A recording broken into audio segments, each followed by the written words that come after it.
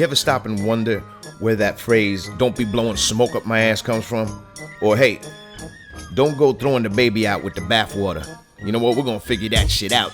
60 seconds after midnight, you know what that means. It's time to get that chill glass out of the fridge. Mix yourself one of them clean, creamy, crystal head vodka martinis. Drop in a couple olives. Sit back, relax, chill. Let us do the rest. If you're wondering who we are your tour guides through the real, the weird, and everything in between. The show for street philosophers, by street philosophers. I am your host, Saunt Tango, and this is Night Owls. This episode brought to you by Saunt Tango. You want that professional quality in your videos or in the photos that you're gonna take, but you want that personal touch, you gotta go see Saunt Tango. I'm gonna go ahead and leave their email down below so you can holler. Now, undoubtedly, human beings, we like to think that we're pretty witty. You know what I'm saying? We're emotional, creative creatures and shit like that. But on a day-to-day basis, I find myself, as I'm sure a lot of us do, we have a lot of expressions that we don't necessarily know the origins of or why they mean what they mean. You know what I'm saying? Like if someone says, look, some things are just easy enough to figure out, right? Someone says like, don't yank my chain. It's like, yo, don't pull my dick. Don't jerk me off, kid. You know what I'm saying? Like I get that. But in that same vein, someone may say something like, yo, dude, don't blow smoke up my ass. You blowing smoke up my ass? Now I get what he means, but why does that mean that? Where did that expression have its origin? That's pretty specific, blowing smoke up my ass. So I figured, you know what? I'm gonna figure that shit out. Try to give us a little more perspective on what it is that we actually saying.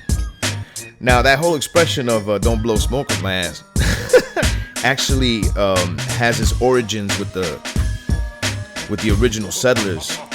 Now, you know, back then, because of native culture and stuff like that, they were using tobacco for a lot of things. You know what I'm saying? To like cure certain ailments and stuff like that. Believe it or not, when people had like really bad like asthma and emphysema, they used to prescribe smoking tobacco as a treatment to help, if you can imagine that. Yeah, we've come a long way. But basically, there were certain ailments that they used to treat by they would blow smoke up into their anus, almost like a oh shit, almost like a tobacco enema, you know. Yeah, obviously it didn't heal a damn fucking thing, and it probably made shit a lot worse. And if you ask me, I think that, you know, after the way the settlers treated the natives, this may have been just a way of the natives, you know, fucking with these, you know, trolling these motherfuckers.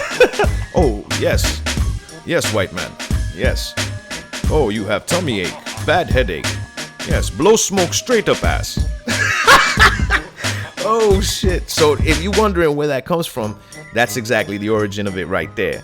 So don't blow smoke up my ass. If I got a headache, I'll just take a couple Advils. Thank you very much.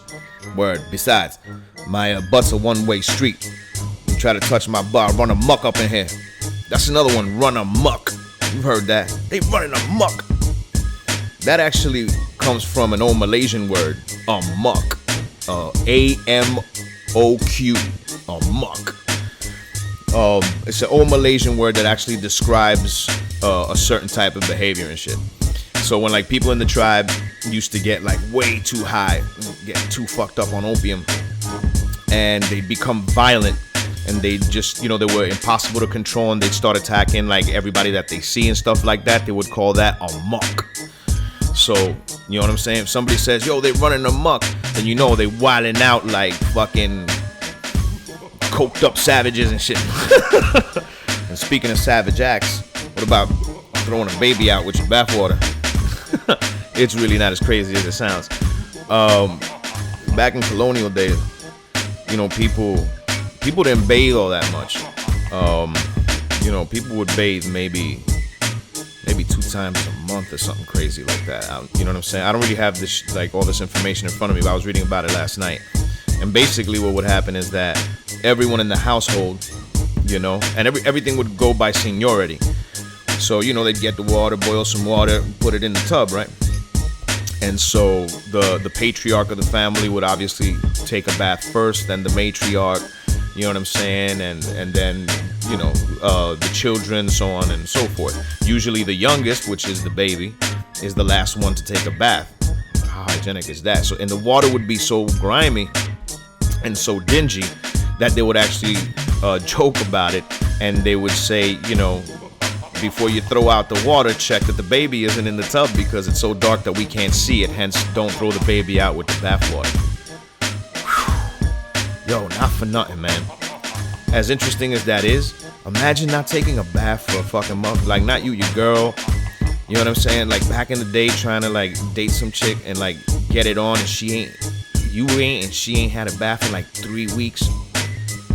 Can you? Oh man. Woo. Unfortunately, in my lifetime, I've had at least a couple experiences that make me believe that there are some people in modern day who are still practicing these time-honored traditions. Oh, shit, man. I don't even want to talk about that right now. But thinking of being in bad situations, you ever hear that saying, oh, man, I was in such a bad situation. Shit was getting really messed up. Then my boy came, and I was saved by the bell. Saved by the bell. And a lot of people will automatically associate that with boxing and shit. Because, dude was going down, ding ding, bell rang and shit, man. He was saved by the bell, man. It was gonna be a rap for that dude. And it makes sense. It makes sense that you would think that. But to be completely honest, this is a phrase, like this is an expression that's been around way before it was used in boxing. They did eventually incorporate it into boxing, and it obviously, it makes sense why and shit. But the truth is that back in the day, burying people alive, and I've seen documentaries. Maybe some of you have seen documentaries like on Net Geo. On Nat Geo, National Geographic, or one of these fucking History Channel, or one of these fucking where they put these documentaries about like people who would get buried alive, and for whatever reason they would have to exhume the body, or there was a bad flood or something happened, and the coffin washed up, and on the inside of the coffin lid there were like scratch marks and stuff like that would happen. So what they devised was that when they would put the person in the coffin, they would leave a string in there with them that was actually attached to a bell on the surface, so that way if they made the mistake of burying somebody alive and that person woke up, in the middle of the night or anything like that, they can pull on the string and ring the bell, and someone would hear and come to their aid and shit. But that's some crazy shit, right? Literally saved by the bell. And look, I'm not even like claustrophobic or anything like that. But the thought of being buried alive, that's overwhelming, man. And I know that there's like people out there that are into like coffin culture, like vampire culture, or people who like fetishize coffins and stuff like that. You know me, I'm always fucking reading up on weird shit. So there's people, but I'm not talking about that. I'm talking about like being buried alive, man. Waking up like under the earth in a small box. You can't move, you're powerless, nobody can hear you. Jesus, man, it makes me feel breathless just thinking of it. That's a bad way to kick the bucket, though.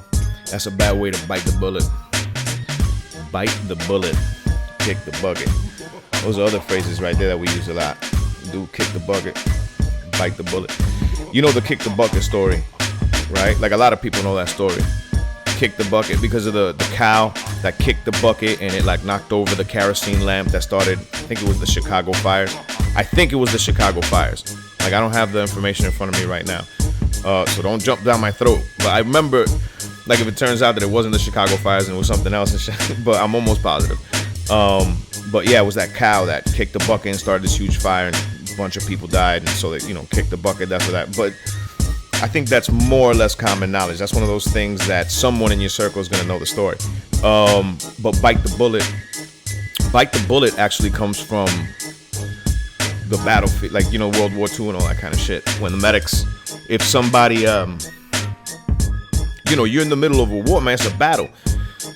Bullets are flying, all this stuff. So if they had to do it like an emergency procedure right there on the battlefield, there's no time for anesthesia and all this shit. Like, we gotta go now. Gotta amputate that now. You know, like, that's crazy, man. So what they would do sometimes is that the medic would actually take a bullet and put it in dude's mouth so he can bite down on the bullet as, you know, he was working on my man. You know what I'm saying? Bite the bullet. Damn. And you know what? Even though I don't agree, I strongly disagree with these wars and shit. I got nothing but respect for the soldiers who think that they're fighting for the right cause. All right? Whether or not I agree that they're fighting the right war, it doesn't change the fact that they believe that they are. They believe that they're doing the right thing. And their convictions are so strong that they're willing to kill and to die for what they believe in. So, you know, my hat's off to you. No disrespect to the soldiers, man. And speaking of soldiers, I got a soldier for you right now. My boy out of South Africa, Deathstar. It's time for Creator of the Week. This is the real official shit. True underground. Peep you guys on the other side. What? Fucking maggots. Burn you to ashes. Good our revolution. What? Yo, I'm ready to turn up the heat and enter the next level. Born from a virgin Medusa who was blessed by the devil. Yo, the scum of the earth, my words lay eggs on a turd. I replicate myself to break the legs from the nerve. My earnings I make, I create and run away with the purse. Show up to battle Moses, watch my career lay in the dirt. But I rose and chose to choke your bones. Poems is overdosed with coke. Fuck no idioms, I'm froze. I keep smoking, blowing in the sea. Create a whirlpool so you can have the same spiral as me. See, it's the truth, I'm the final MC. I see your rivals speak and make that his final decree. Okay, you claim to be hard when you pray it to God. My razor is sharp, I rhyme and put a stake in your heart. I squeeze your neck till the eyes emancipate from the sock. And devour your vision with hatred that's sacred as God. Prefer stabbing madly in love with the past tense. With so many evil ideas are retired, we just ain't drafted. Eat you alive and use your bandana as a napkin. This attraction is an entrapment, you just a reenactment. I'm taking rap and giving it back to black kids. Stay true before you paid and I hate you. I stay true because I'm insane and I made you. True underground is the game that I stay true. If you getting better, run away before I break you. I'm staying true, we getting paid soon. I'm staying true while you busy playing Drake's tunes. I'm hating crews when the payment is due. I'm making rules, stating to never break the truth. So I break in wars and steal babies to spawn. Sacrifice them to Hades who pays me rewards. In a single night I take any high I can find. I'm the prime, you're the primate who never evolved on the mic. My elegance is definite, your best is shredded quick. I had incest sex with my sister and that was the best that I hit. Return to the devilish, rebellious record hits. I slice through your belly and the jelly gets severed with. I'm the new breed who can choose feeds. I screw groupies and leave them bruised on their 2 knees. You too weak, I improve every new week. In the Jubilee I pursue truth and birth a new me. You behind my pace I overlap hats and tracks. The passion is back and it's black in the mass. I know I'm different, something never seen before. I'm just too deep while you choose to keep on the shore. You cleaning your sword whilst I'm screaming and cleaving them all. Breathing is paused after your meat is seen on the floor. You pray for redemption but always commit the same crimes. I see the pay rise, the pride in my name will stay high. I roll without kill, the king stable in third eye. I'm the imperial knight desecrating your worst crimes. So what? Stay true before you paid and I hate you. I stay true because I'm insane and I made you. True underground is the game that I stay true. If you getting better, run away before I break you. I'm staying true, we getting paid soon. I'm staying true while you busy playing Drake's tunes. I'm hating crews when the payment is due. I'm making rules, stating to never break the truth.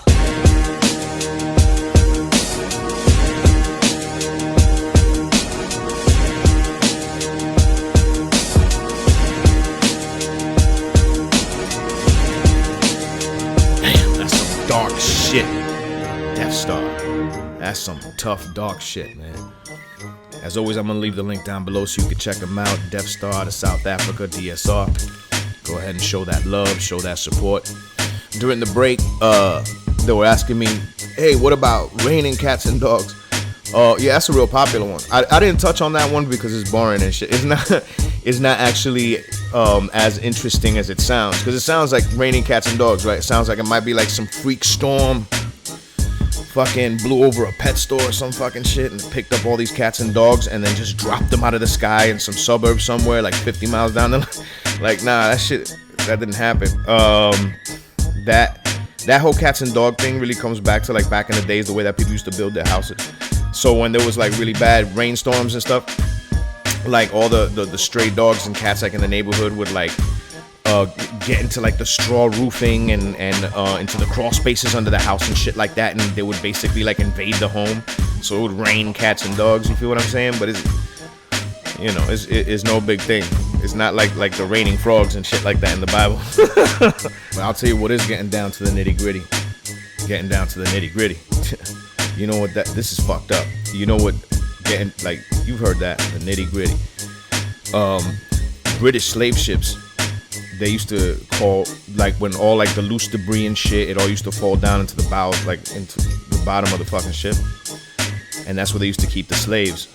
So they actually used to call the slave quarter, because they used to call the slaves themselves grit, right? So all the garbage would, like all the debris and bullshit that would fall off the boat would like fall down there with the slaves who were also basically, right? So they would call like that space where they held the slaves, or the slaves, like the unit of slaves themselves, that's, you know, getting down to the nitty gritty. That's down in the nitty gritty. That's fucked up.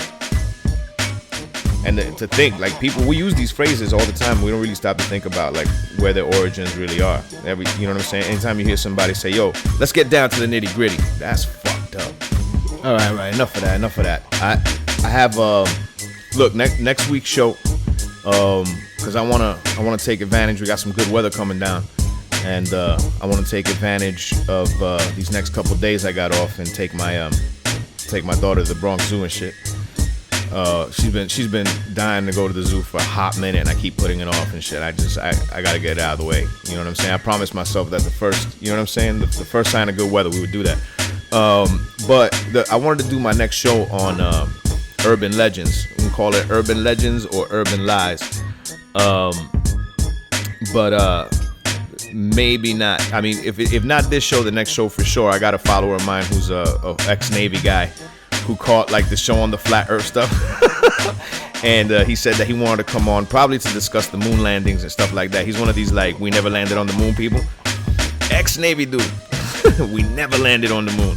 And cool dude. I got no problem with the guy, you know what I'm saying?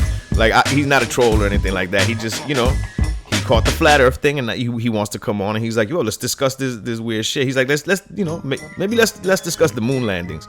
You know what? I'm open to that. I'm absolutely open to that. So if I can have him on next week, you know what I'm saying, the next show, we'll do that. If not, definitely the show after that. I think that he's gonna be on the show. So, you know, let me see what we get into and shit. That being said, I'm getting the black light. Everybody knows what that means. Getting close to that witching hour. So it's time for me to go get my sushi on, get my warm sake, go home, get tucked in. But before I go, I'm gonna leave you a little teaser for the Urban Legend, Urban Lies show. And peep it, okay? Here are the rules. I'm gonna give you the question, all right? And I don't want you to cheat. So right after the show, you just get yourself a pen and paper and just write down real quick, what do you think this is, an urban legend or if it's an urban lie? Is this a myth that's based in nothing, or is there some fact? Is there some truth to this urban legend? All right?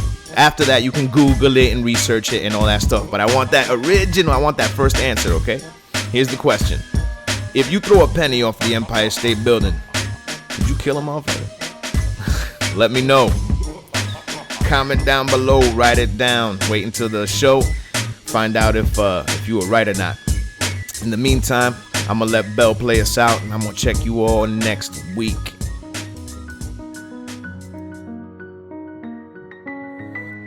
I'm gonna tell you the story now. So, a lot of passion and pain there. Oh, every time it's so unreal. Baby, you got me, I can't live without you. Without you give me this feeling, yeah, it's true. You push me so deeply, I got you. Now we can live without.